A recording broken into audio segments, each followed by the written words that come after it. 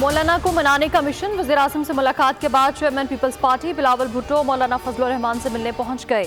بلاول بھٹو نے مولانا فضل الرحمان کو قائل کر لیا۔ خورشید شاہ کی میڈیا سے گفتگو، کہا پارلیمنٹ میں قانون سازی سے کوئی نہیں روک سکتا، بل سے وہ تمام شکیں ہٹا دی گئی ہیں جس پر لوگوں کو اعتراض تھا۔ نوید قمر بولے جے یو آئی اور پیپلز پارٹی مل کر معاملات حل کریں گی۔ جے یو آئی رہنما کامران مرتضیٰ نے کہا کہ پی پی واٹس ایپ پر ہمیں اپنے ڈرافٹ دے گی، پھر دیکھیں گے۔